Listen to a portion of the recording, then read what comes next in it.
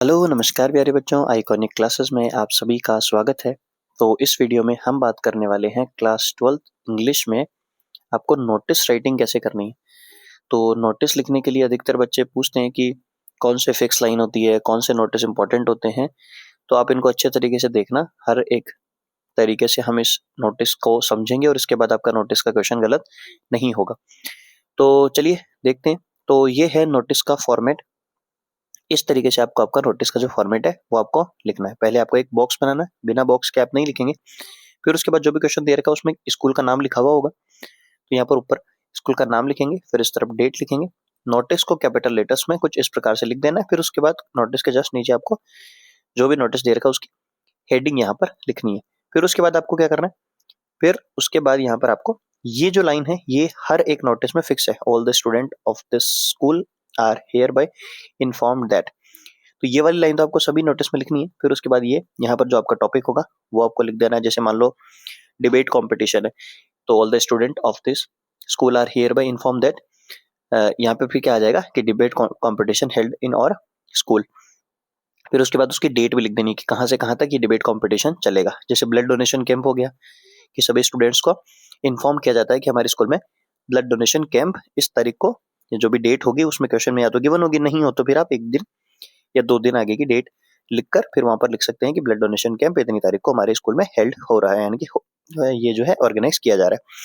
उसके बाद जैसे फीस डिपॉजिट करने का आ जाए तो सभी स्टूडेंट्स को इन्फॉर्म किया जाता है कि आपकी फीस इतनी तारीख तक आपको जमा करानी है। तो इस प्रकार से नोटिस लिखते हैं। फिर नीचे लाइन आती है, interested student must admit their names to their respective class teachers by, और फिर यहाँ पर डेट भी बता देनी है। जैसे मान लो अगर सपोज करो कि आपका एनुअल फंक्शन होने जा रहा है या फिर कोई जैसे रिपब्लिक डे, इंडिपेंडेंस डे का कोई प्रोग्राम हो रहा है, तो वो जैसे 15 अगस्त को अगर प्रोग्राम हो रहा है तो आपको डेट में यहाँ पहले के 2 दिन पहले की आपके लिख लेनी है, फिर 5 दिन पहले की आपको यहाँ पर डेट लिख देनी है कि इतनी तारीख से पहले पहले आप अपने जो पार्टिसिपेट करना चाहते हैं उन बच्चों के नाम यहाँ पर सबमिट करवा दें।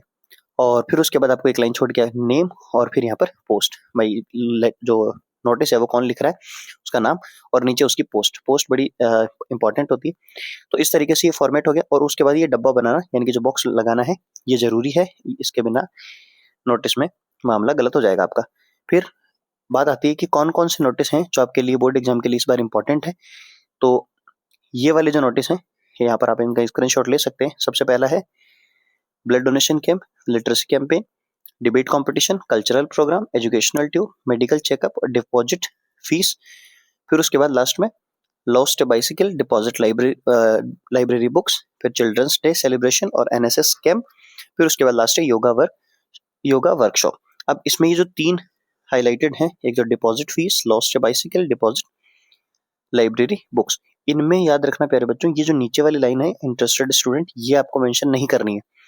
अब डिपॉजिट फीस के लिए यहाँ पर नोटिस जब आता है तो उसमें कहा जाएगा कि सभी स्टूडेंट्स को इन्फॉर्म किया जाता है कि आप अपनी जो फीस है इतनी तारीख तक डिपॉजिट करवाएं। अब इसमें ये कौन सा आ जाएगा भाई कि स्टूडेंट अपने नाम पहले से सबमिट करवा दे।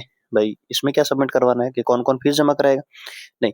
इसलिए ये जो है ना डिपॉजिट फीस, लॉस्ट बाइसिकल, अब किसी बच्चे की अगर बाइसिकल खो गई तो उसमें आप क्या लिखेंगे कि इंटरेस्टेड स्टूडेंट अपने नाम सबमिट करवा दे। और जो लाइब्रेरी की बुक्स है वो आपको डिपॉजिट करवानी है, तो इसके लिए भी वो लास्ट वाली लाइन नहीं लिखनी। बाकी सबके लिए आपको वो लास्ट वाली लाइन जरूर से लिखनी है और फर्स्ट लाइन तो आपके लिए कंपलसरी है, हर एक नोटिस में आपको लिखनी ही है। और ये जो हो जाएगा, ये वाली लाइन आपको कौन कौन से में नहीं लिखनी है ये हमने चर्चा की। तो ये आपको अच्छे तरीके से तैयार करने, बाकी जो ये 3 को हटा के और सभी में नीचे वाली लाइन भी आपको मेंशन करनी है। अब इसकी जो टिप है वो क्या है कि आपको हमेशा ऑलवेज ड्रॉ द बॉक्स, यानी कि बॉक्स ही लिखना है। फिर इन हेडिंग्स एंड डेट, हेडिंग और डेट को आपको प्रॉपर तरीके से लिखना है। यूज द स्टैंडर्ड लाइंस, यानी कि जो हमने लाइन को मेंशन किया ऊपर उनको आपको यूज करना है।